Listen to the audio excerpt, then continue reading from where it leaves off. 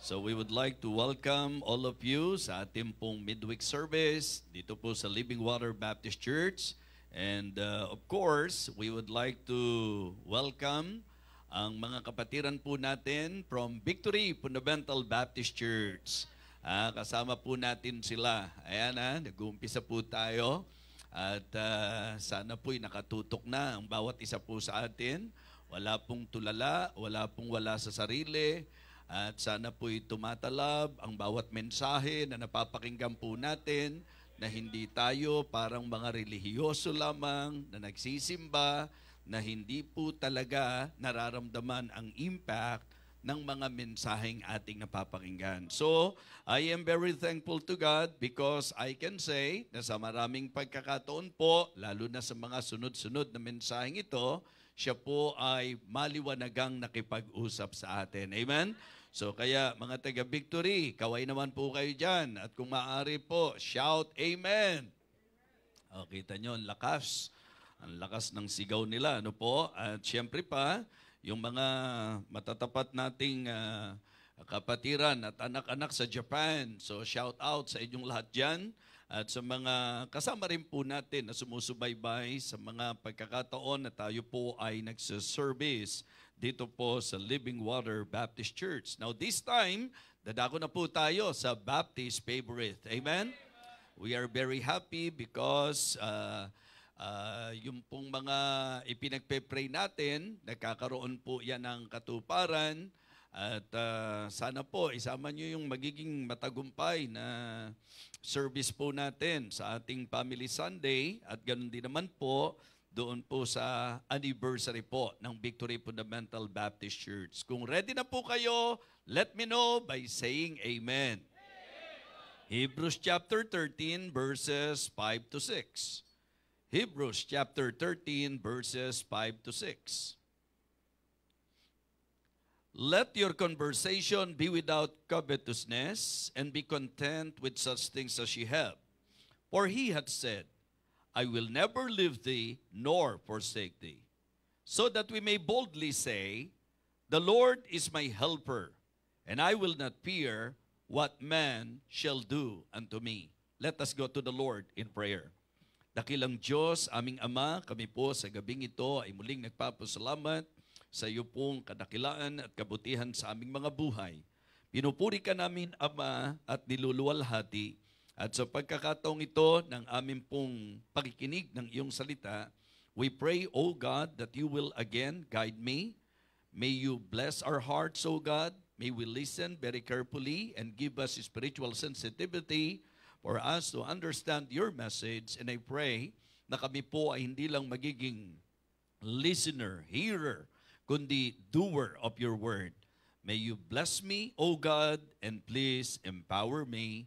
Fill me with your Holy Spirit, O Lord, and guide me as I preach. Thank you so much. Ang mga kasama po namin nawa sa Victory Fundamental Baptist Church, sa Living Water Baptist Mission, Matsumoto Nagano Ken, at sa lahat ng mga kasama naming nakasubaybay ngayon, muli po, dakilang Diyos, ang panalangin po namin, pagkilos mo, pangungusap mo, pagpapala mo, at pagpapalago mo sa bawat isa po sa amin. Ito po, Diyos, ang aming pong panalangin sa pangalan po ng aming Panginoong Jesus. Amen. Amen. You may now be seated. Upo na po tayo. Well, I would just like to share with you tonight the message of the Lord I entitled, Because God is Our Helper. Because God is our helper.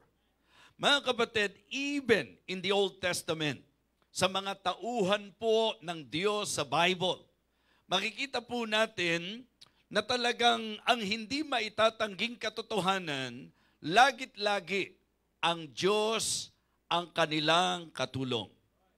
I remember the psalmist in Psalm chapter 121. Okay, please open your Bible if you may. Psalm chapter 121, verses 1 and 2. Ang sabi po ng psalmist, I will lift up mine eyes unto the hills, from whence cometh my help. My help cometh from the Lord, which made heaven and earth. Mga kapatid, the very objective of this message tonight, it is to encourage every one of us na makita po natin that because God is our helper, nawa tayo po'y maging secure, tayo po ay maging stable and satisfied.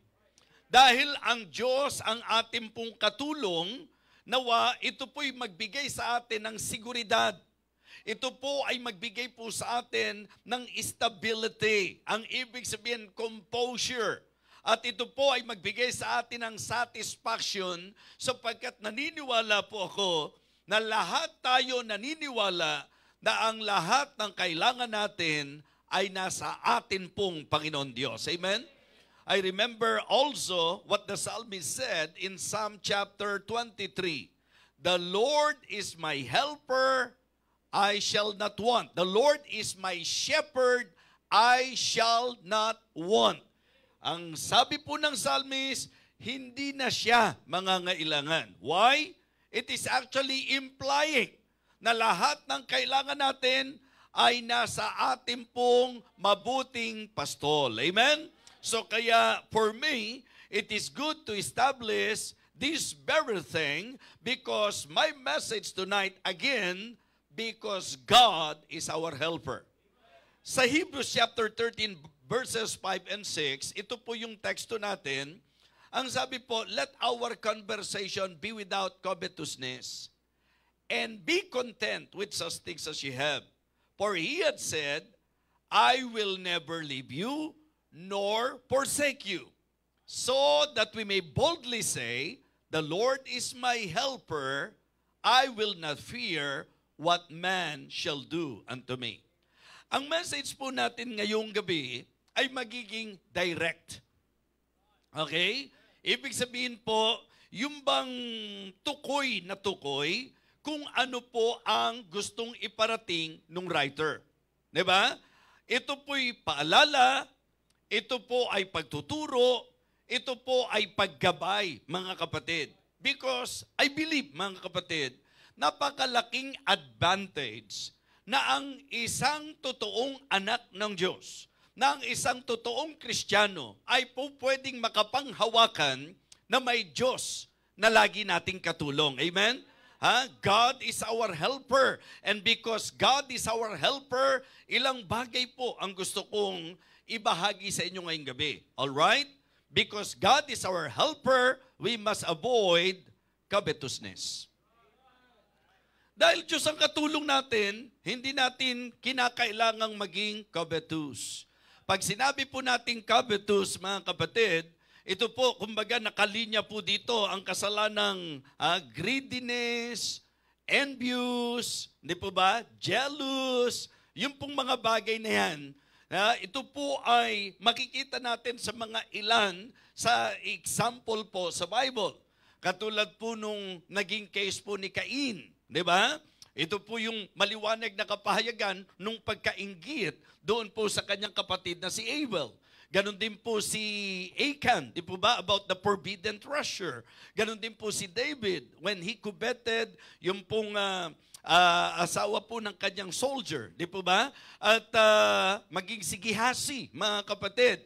Ang dami po nating makikitang example sa Bible. Now, ito pong usapan ng pagkainggit, mga kapatid, ang ating pong makikitang ugat nito ay ang kasakiman. Okay? What I mean to say, pag sinabi natin kasing covetous, ito ba yung strong desire na yung pong pag-aari ng iba ay pagnasaan mo? Okay? So, yun po. Kaya nga sinasabi ko po, ito yung idea na marahil meron ng iba at nagiging isang bagay na negatibo para sa iyo, na wala ka, and because of that, yung desire mo, dadaling ka nito, ililit ka nito sa napakaraming bagay. Even to the point na ikaw ay mananakit, ikaw ay manglalamang, di po ba? That is why, sinasabi po ng ating message ngayon, i-avoid po natin yan. Di ba? Let your conversation be without covetousness. Ang ibig sabihin, mga kapatid, ang isang totoong Kristiyano, knowing that our God, He is our helper, walang reason para mabuhay ka sa inggit. Walang reason para mabuhay ka sa selos.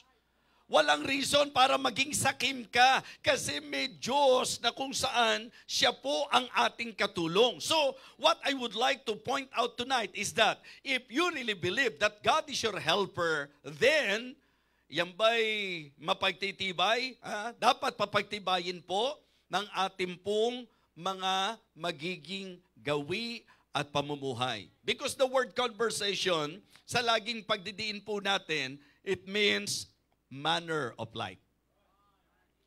Ang pamumuhay natin ay huwag doon sa paghahangad ng mga bagay na hindi sa iyo. Huwag sa paghahangad ng mga bagay na meron ang kapwa mo. Huwag doon sa pag-aasam na parang para sa iyo lagi ang lahat ng bagay. Huwag kang mabuhay sa selos, huwag kang mabuhay sa inggit, huwag kang mabuhay sa kasakiman. Mga kapatid, mga minamahal, ito po ang binibigay na punto ng ating pong talata. Let your conversation be without covetousness. So, ito pong problemang ito ay makikita nating problema ng napakarami. Diba? Ang isang didiinan po natin dito, yung pangalawang puntos natin, pero gusto ko munang sabihin sa inyo, yung bang danger kapag tayo po ay nabuhay sa kasakiman. Yung pong panganib nito, yung hindi magandang magiging kahihinatnan, ang magiging resulta o outcome ng buhay na nasa kasakiman, mga kapatid. So kaya nga, sabi ko po, pag inaral natin, yung pong way ng paggamit ng writer, ng mga salita, lumalabas na yung dalawang puntos natin, parang yung negative at positive, pero ito po ay magkaugnay. Okay? Unang puntos natin, avoid covetousness. So pinakita ko po yung meaning, and then yung manifestation, and it is good to somehow manage covetousness. Diba? Yung management. How can we manage yung pong covetousness? Paano natin yan mahahandle? Paano natin yan makokontrol? Kasi para sa akin po, it is very dangerous kapag ka ang isang tao nabubuhay sa kasakiman. Alright? Kaya po yung isa sa ginagamit nating example, the reason why we strongly believe that gamble is not for the believers.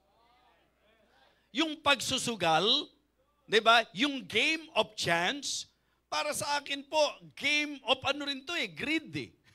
Di ba? Pagka pinag-usapan po ang sugal, wala po tayong makikita, typically pagka ang isang tao nagsusugal, kaakibat ng kanyang pagsusugal, yung pagnanais na yung pag-aari ng iba, yung mga bagay na para sa iba, gusto mo mapasayo.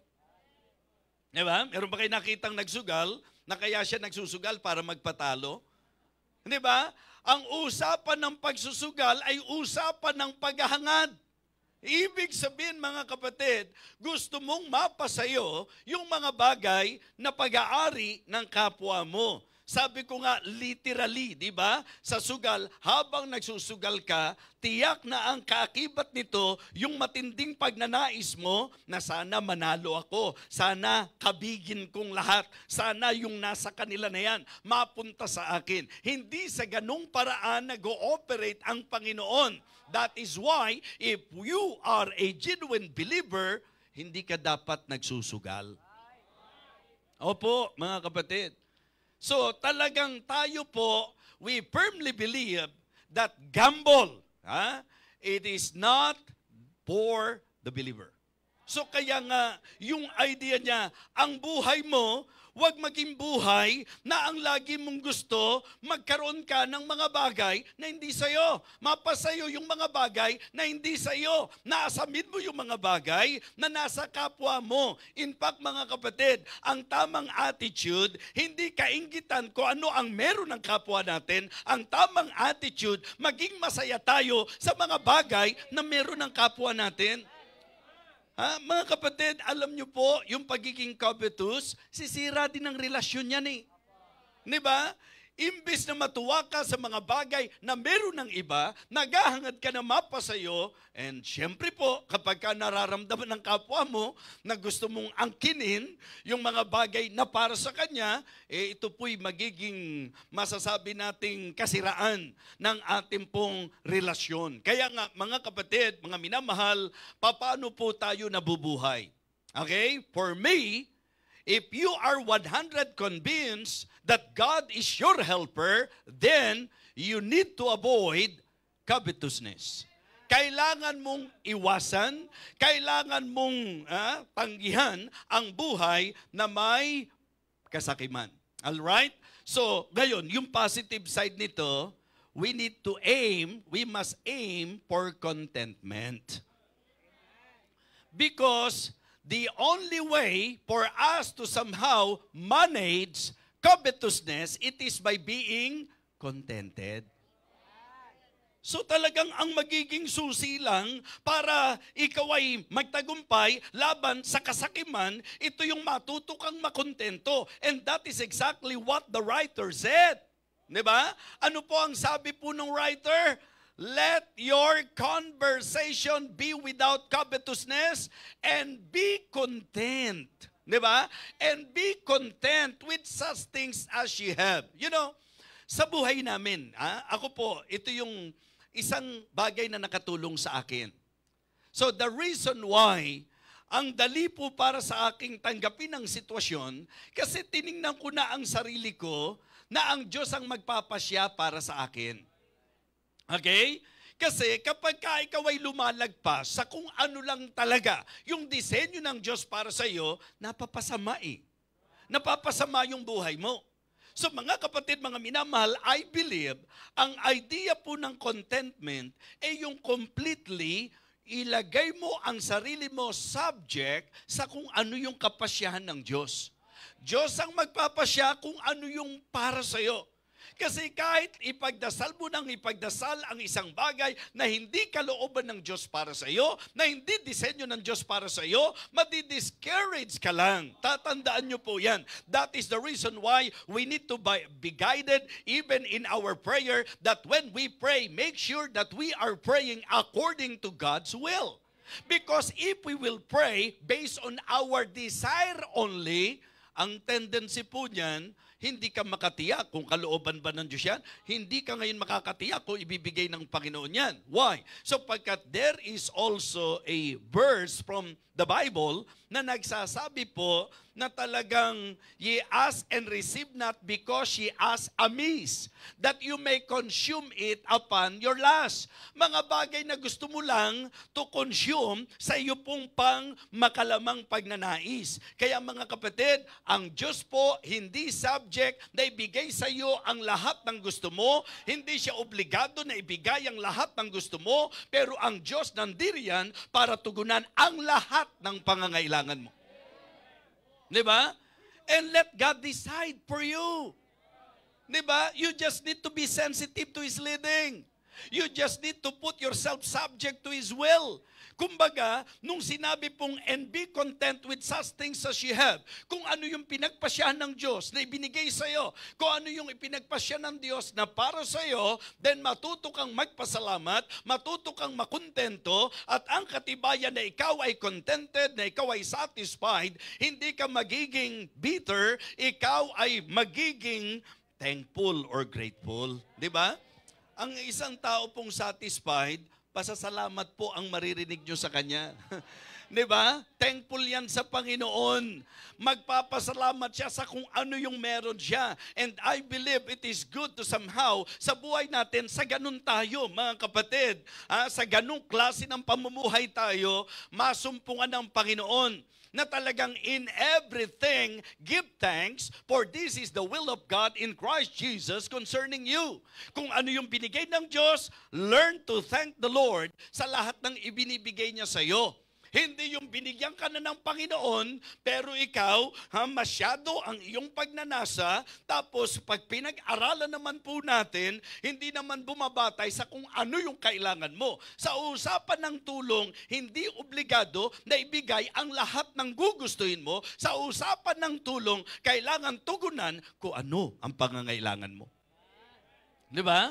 Kaya pag pinag-usapan yung salitang help, mas sumesentro tayo sa need than our greed. Di ba? Because sometimes that is the way of thinking of many believers. Yes, even believers. Minsan ganun tayo mag-isip na lahat ng gusto natin, ibibigay ng Panginoon yan. Sige, basta mag-pray ka lang. Di ba? Sige, ipag-pray mo ng malaking-malaking bahay, ipag-pray mo ng magandang-magandang coach, ipag-pray mo ng maraming-maraming pera, ipag-pray mo. Ang tanong, kailangan mo ba talaga yon? Minsan nga sa konting bagay na meron ka, hindi mo ma-manage ng maayos eh. Hindi ka maging mabuting katiwala eh. How come that you will expect the Lord to give you something na alam niyang hindi mo ma-handle? Mga kapatid, mga minamahal, nung sinabi ko po sa inyo, di ba, yung the Lord is my shepherd, di ba pinalitan ko, the Lord is my helper. Di ba? Why? Because in the heart of the psalmist, that is the reason why siya po ay, kumbaga, kontento.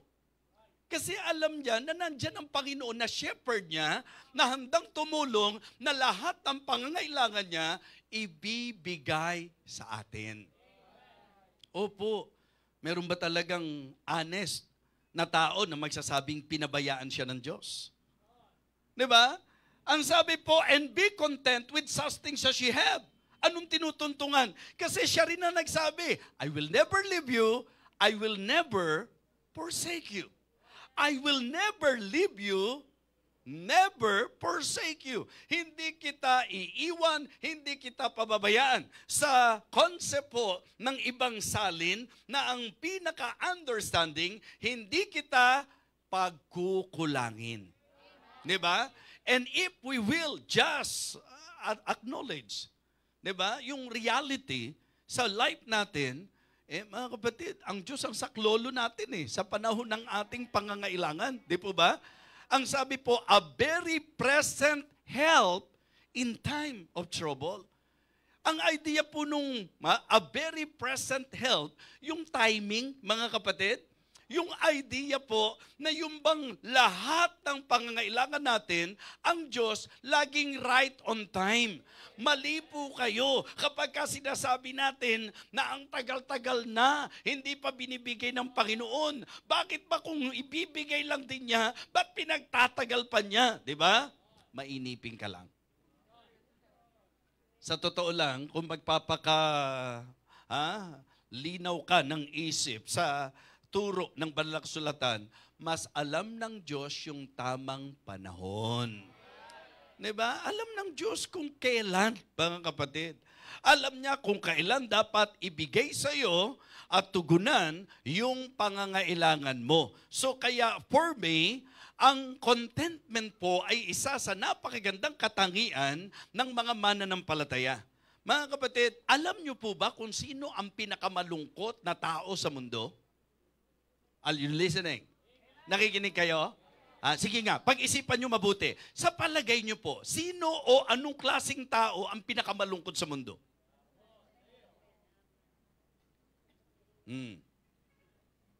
Ayan, ang lakas ng sagot ng mga taga-victory.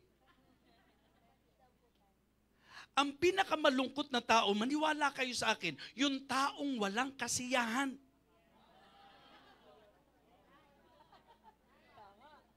Yung taong kahit ano na yung meron siya, wala.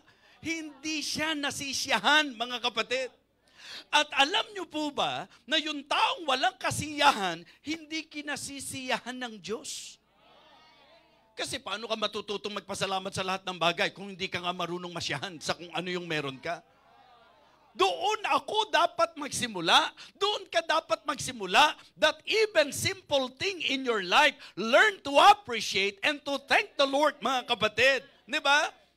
Ang mahirap minsan, hindi ka nga marunong magpasalamat, pero sobra kang mag-expect.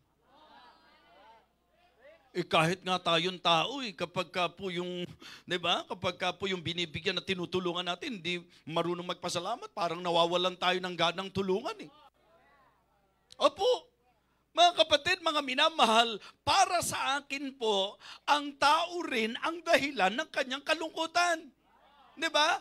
Paano ka hindi malulungkot kung ikaw sa buhay mo, hindi ka matutong magpasalamat kung ano yung meron ka, kung nandoon ka sa buhay na meron ka na, pero ang lagi pa rin hinahanap mo, yung irereklamo mo. At alam nyo po ba, ang isa pang taong malungkot sa buhay, yung covetous. Kasi yung taong sakim, nakatingin yan sa kung ano yung meron yung iba. At pagka wala siya nun, lungkot na lungkot siya. At siyempre dahil nalulungkot siya, alam niyo gugustuhin niya, sana magkaroon din ako nun. Sana. Yan po yung problema. Kaya nga sabi ko, kung tutuusin, pinagkabilang panig lang natin, pero yung puntos natin, halos negative and positive lang, but pointing and leading and directing doon sa isang katotohanan. Mga kapatid, itatanong ko lang po sa inyo, talaga bang kayo naniniwala na ang Diyos ang ating katulong? Pangalawang tanong ko sa inyo, may tiwala ba kayo sa katulong natin? Oh, yun po ngayon ang pinakamaganda, mga kapatid. Diba? Una, avoid covetousness. Pangalawa, aim for contentment. Pangatlo po, apply confidence. Diba? Ang maging ugali natin, ang i-apply natin, yung tiwala. Why do you think the writer emphasized, for he had said? Diba? Said. Nakikinig ka, for he had said. Diba? I will never leave thee, nor forsake thee. Mga kapatid, alam niyo po ba sa usapan ng tiwala, issue kung sino yung nagsasalita? Kung ikaw yung taong sa 7 sinabi mo, 8 ang hindi mo tinupad. Diba? Halimbawa, ikaw yung tao na kapag ka nagsalita ka, yung bang wala ka pang sinabi na tinupad mo, hahanapin mo ba? At magagalit ka ba kapag ka hindi magtiwala sa iyo yung tao? Ikaw naman, diba? Kailan lang ba ako hindi tumupad sa sinabi ko? Eh, sumagot sa iyo, lagi.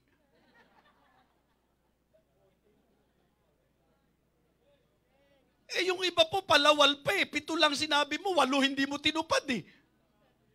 What I meant to say, hindi tayo po pwedeng mananganan sa isang tao na hindi marunong tumupad sa kanyang salita.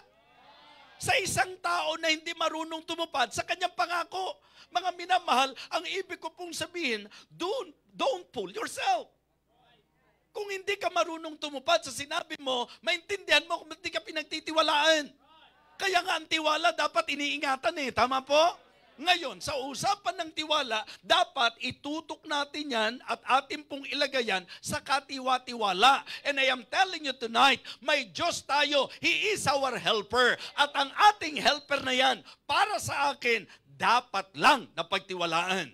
Sapagkat siya rin ang nagsabi. Ha? Mga kapatid, kaya po idinidiin, for he had said, I will never leave thee, nor forsake thee, for us to realize na kailangan nating magtiwala. Sapagkat ang nagsalita, hindi si pastor. Ang nagsalita, hindi yung preacher. Ang nagsabi na hindi tayo iiwanan, hindi tayo pababayaan, ay ang Diyos na kahit kailanman, hindi sumira sa kanyang pangako. Amen? Because God is our helper, we must apply confidence. Diba? Trust Him. Completely trust Him. Pagtiwalaan mo siya ng lubos, hindi matutuwa ang Diyos na ikaw ay nag-aalinlangan sa Kanya. And I am telling you, mga kapatid, sa mga panahon na hindi natin nakakamtan yung ating pong pangangailangan, titiyakin ko po na walang problema sa Diyos. Ang nagiging problema, yung tiwala mo sa Diyos. Hebrews chapter 11 and verse number 6. But without faith, it is impossible to please God. Ano po ang sabi? For he that cometh to God must believe that He is, and that He is the rewarder of them that diligently seek Him. Mga kapatid, ang makakahadlang para hindi ibigay ng Diyos sa iyo yung hinihingi mo, yung kailangan mo, yung kawalan mo ng tiwala sa Kanya. Mga kapatid, napakasakit naman na hindi natin pagtiwalaan ang katiwa-tiwalang Diyos. Diba? I believe it is very displeasing to God kung hindi tayo kompidente sa Kanya. Mga kapatid, yung pong idea, let your conversation be without covetousness and be content with such things as you have. For He had said, I will never leave thee nor forsake thee. At tingnan niyo po yung pinaka-flow of thoughts, mga kapatid. Dahil sinabi raw ng Diyos, hindi kita iiwan, hindi kita pababayaan. Kaya ang sabi po, verse number 6, so that we may boldly say, the Lord is my helper. I will not fear what man shall do unto me. Amen? O hindi ba leading sa idea po na dapat, kung naniniwala kang siya ang katulong mo, di ba? Boldly, masasabi mo, the Lord is my helper, and because of that, confidente ka. I will not fear what man shall do unto me. Mga kapatid, isang napakahalagang mensahe ang ipinararating ng Diyos sa atin ngayon. Na itatak mo sa isip mo, itatak mo sa puso mo, na higit kanino pa man, Kristiyano ka, anak ka ng Diyos, ang katulong natin ay walang iba kundi siya.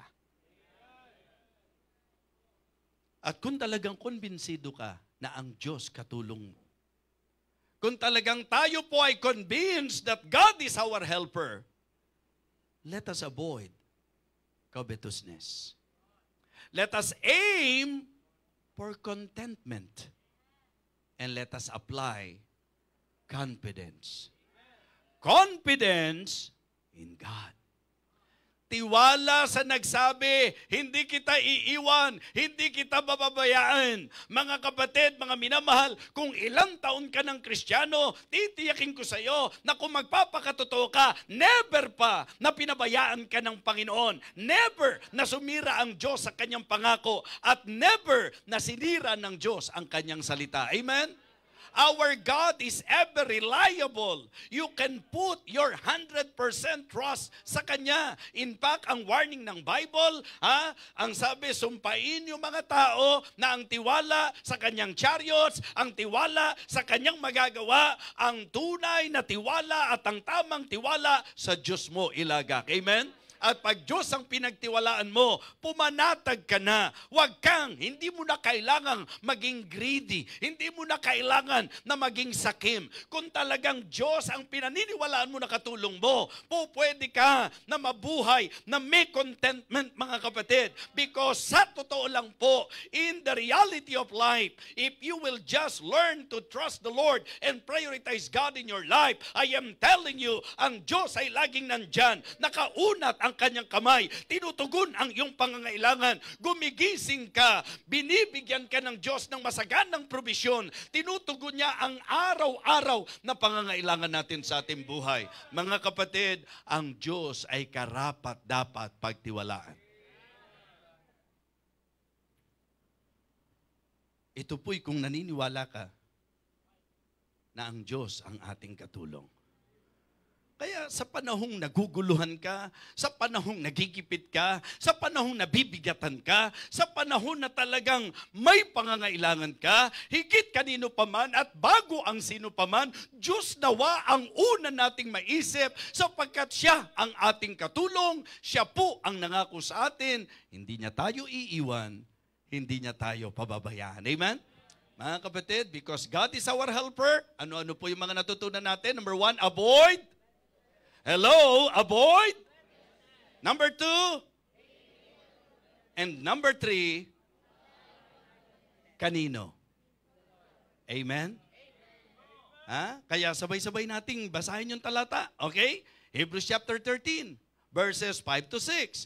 Hebrews chapter 13, verses 5 to 6. Mga taga-Victory, basahin nyo rin po yung talata. Mga taga-Matsumoto, Nagano Ken, basahin nyo po yung talata. Mga nanonood ngayon, basahin nyo po yung talata. And let the Word of God work in your life. Amen? Ano ang sabi? All together please. Ready, begin. Let your conversation be without covetousness, and be content with such things as ye have. For he had said, I will never leave thee, nor forsake thee. So that we may boldly say, the Lord is my helper. I will not fear what man shall do unto me. Amen? Tumayo po tayong lahat. Everybody stand up please. And then, meditation time.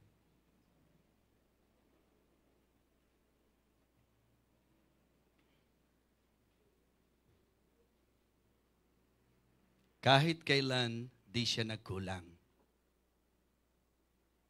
Biyaya niya'y laging sapat, mga kapatid. Ngayong gabing ito, isang magandang pagkakataon ng pagsusuri po sa ating mga sarili.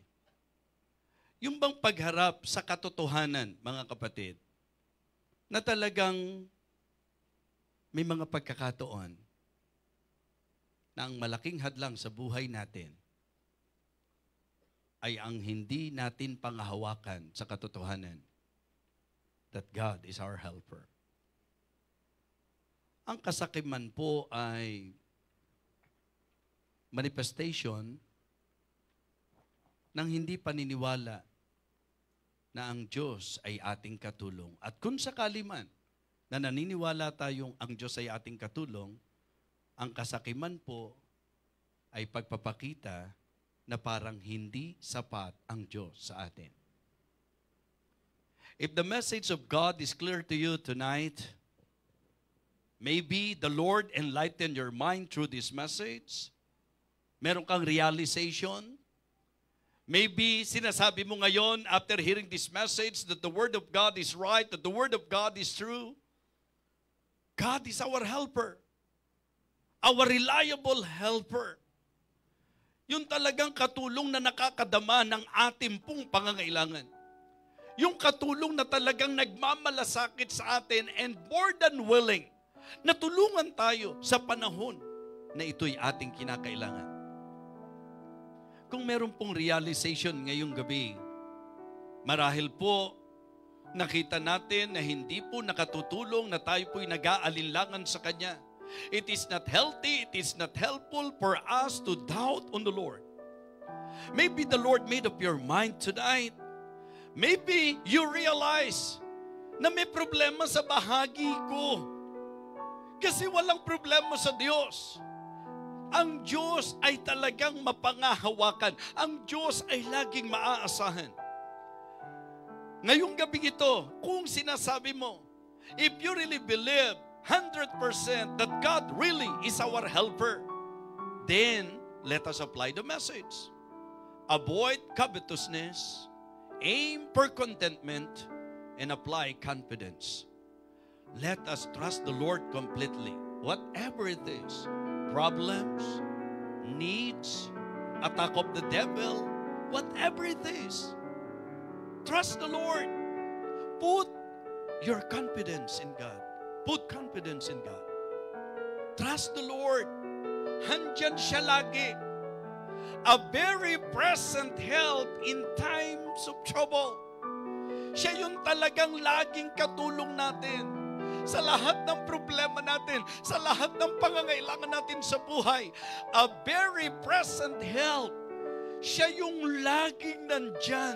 Tama ang timing at alam niya ang lahat ng bagay. Bago pa natin hingin, alam ng Diyos ang pangangailangan natin. Ang gusto lang ng Diyos, huwag kang mag-alinlangan sa Kanya. Ang gusto lang ng Diyos, completely panghawakan mo siya. Ang gusto lang ng Diyos, matuto kang magpasalamat sa lahat ng bagay na ibinibigay niya sa atin. Sige po, a good opportunity for you to talk to God and to tell God what's in your heart ngayong sandaling ito. Lord, thank you for talking to me. Lord, thank you for talking to us. Thank you for your message. We really need this message, oh God. Please continue to help us that we may grow spiritually and may we apply every message, Heavenly Father, every preaching in this pulpit. Give us grace, oh God. Strengthen us, oh Lord. And tonight, we are here humbling ourselves before you, thanking you for the realization, for the enlightenment. And Lord, please forgive us sa mga panahon, sa mga pagkakataon na kami po ay nagko-complain, sa mga panahon na kami po ay talagang nagda-doubt. Lord, please forgive us. And ngayong sandaling ito, Panginoon, nandito kami expressing our hearts to you. Thank you for the assurance. Thank you for the advantage, Heavenly Father. Thank you for your word. Oh God, pangahawakan po namin ito. Nawa ang mensaheng ito ay nagbigay ng security sa amin, Panginoon. Nawa ang mensaheng ito ay maglagay sa amin sa stability and satisfaction. Dakilang Diyos, ikaw po ang nakakakilala sa bawat isa sa amin. Kaya igawad mo po ang iyong basbas, ang iyong pagpapala sa bawat isa sa amin, Panginoon. Kung meron man po na presently may matinding pangangailangan, Lord, please, ikaw po ang mag-provide. Ikaw po ang mag-supply para sa amin, Panginoon. Turuan mo lang kami na lagit-lagi magtiwala sa iyo. Ngayong gabi ito, dakilang Diyos, panalangin din po namin sa iyo si Mami Maan. Nawa kung ano man po ang kanyang physical na kondisyon ngayon, may your healing hand, O God, ang iunat mo po sa kanya. Lord, panalangin po namin, pagaligin mo po siya. Ikaw po ang laging mga laga sa kanya at sa lahat ng mga may karamdaman ngayon. Ganon din po, aming Ama, aming Panginoon, hiling po namin ang patuloy na pagpapala mo po sa Victory Fundamental Baptist Church, sa Living Water Baptist Mission, Matsumoto, Nagano, Ken, sa mga kaibigan, kapatiran po namin na patuloy na sumusubaybay at sa Living Water Baptist Churches here and abroad. Lord, we pray that you will continue to help us to provide our needs, Heavenly Father. We praise you. We thank you for everything. We love you, O Lord. Thank you so much. Ikaw po ang siyang patuloy na magpakahayag sa bawat isa sa amin. Ingatan mo po kami, basbasan at patuloy na pagpalain. Ito po ang aming panalangin sa pangalan po ng aming Panginoong Jesus. Amen. Amen. Okay, praise the Lord. Thank you so much. God bless us all.